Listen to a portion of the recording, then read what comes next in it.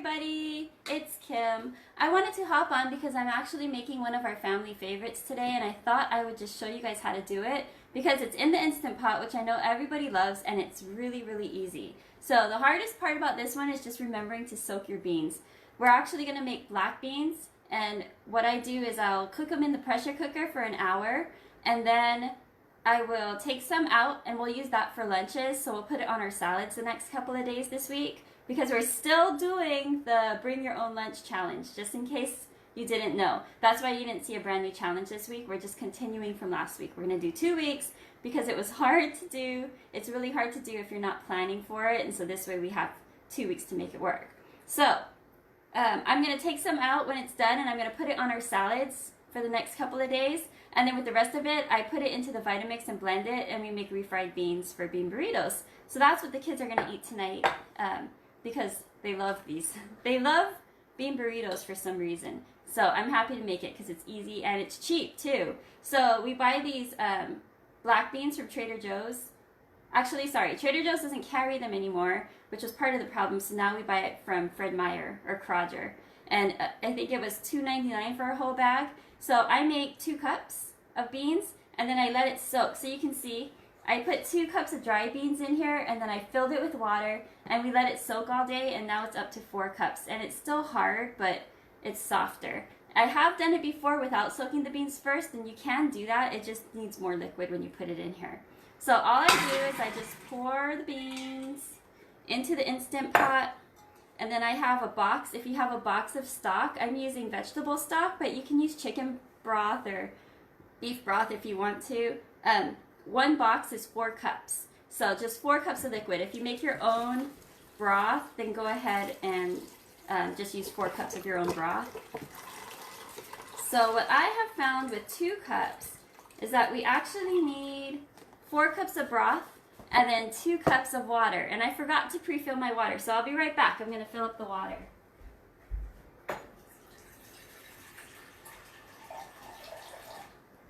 Okay, so I have my water here. So in the end, we're going to have 6 cups of liquid total. So you're going to put that in, and then I have about 1/4 cup of taco seasoning. This is optional, and so if you don't add taco seasoning, be sure to add salt because it's going to have no taste. So add salt. You can add all kinds of herbs. I think once I did it with thyme, which was a little different, not really for refried beans, but if you're going to be using it on salad, it's not bad because when you put it on salad, you can still put your olive oil and balsamic or whatever you're going to put on there. So 1/4 cup of seasoning. I just put that in there, and then you put your lid on. Again, make sure your lid is set to sealing so that we're going to do the pressure cooking. Put it on, and then you just press the manual button, and I put it on high pressure for 60 minutes.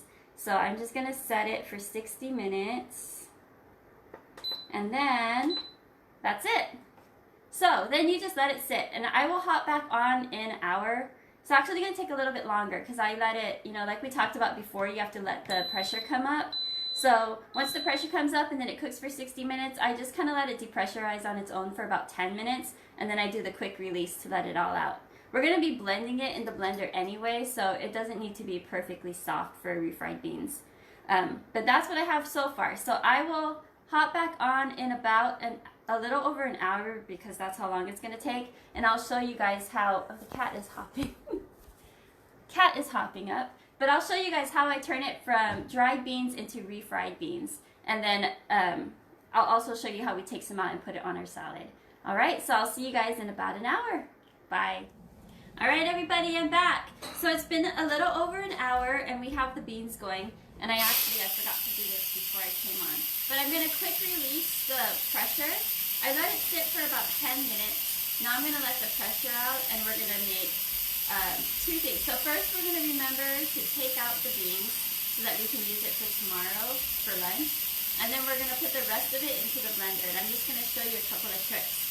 So traditional refried beans, you would use beans and lard. And so it's the lard just makes it really smooth and creamy. But we don't want to do that because that's not considered clean or healthy anymore.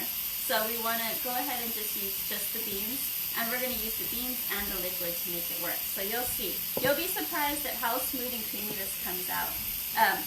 The other thing I was going to say is, if you try this, and you'll like it if you try it, but you can also try adding other things, like add, if I have more time, I add onions and fresh herbs or whatever you have on hand. So just kind of play around with it, add different, you can add more chilies. If you want it spicy, add chilies.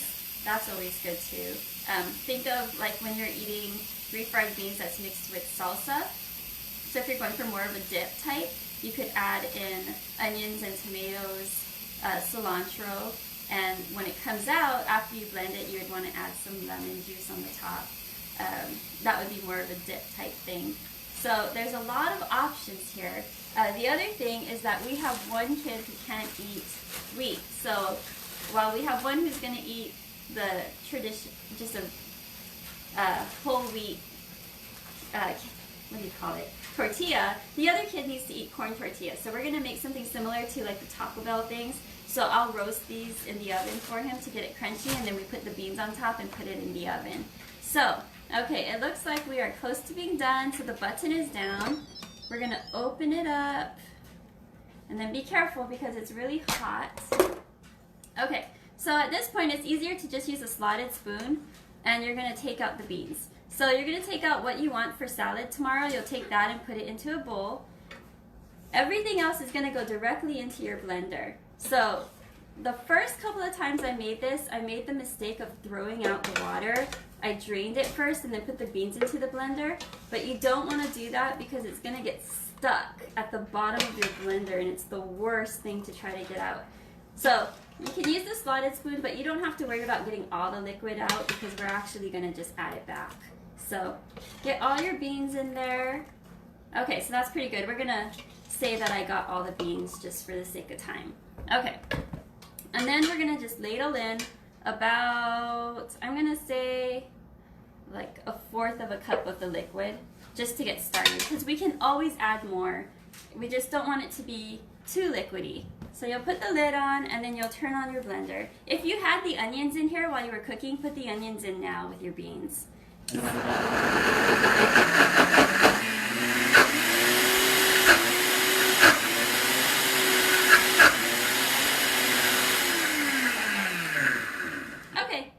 Got started. I'm just going to add a little bit more liquid there because it's getting stuck. So we'll add in a little bit more, just about another 1/4 of a cup. And then we're just going to turn it on and let it go.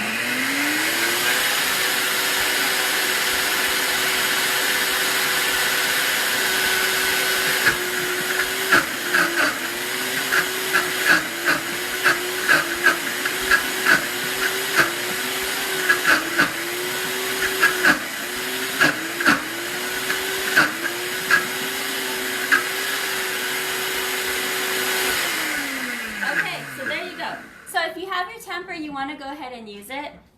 Oh, hi Justine and Lynn. Hi guys. So if you have your temper, you want to use it because the beans are going to get stuck at the bottom. And the first time, or the first couple of times I did it, I kept adding liquid, and it got so watery that when you tried to put it onto the tortilla, it just turned into a big mess. So this is it. So I'm going to show you what we've got. So you can see it's actually creamy, like the bean burritos that you get from Taco Bell or other restaurants, but it's much healthier because we didn't add any lard into it, and I just dropped a bunch on the counter, but that's okay. So that is going to be our dinner tonight. Our family doesn't do dairy, and so we just skip the cheese or we use dairy-free cheese, but it tastes just as good. And then my husband and I, we will chop up lettuce and tomatoes, and we'll put that in there. You can do onions. If you have guacamole or avocados, that's really good too. So it's kind of like a super beefed up bean burrito. All right, and then remember, you still have your beans that you pulled out earlier. So when you make your lunch for tomorrow, just get your salad ready, put the beans on top, and then you really can just put some of the sauce on top and you have your dressing, or just use balsamic and olive oil or any type of, if you have like a taco kind of seasoning dressing, it's perfect. All right, guys, let me know if you give it a try. I'd love to see pictures. Post pictures below if you do it, or let me know if you have any questions. All right, I'll see you later. Bye.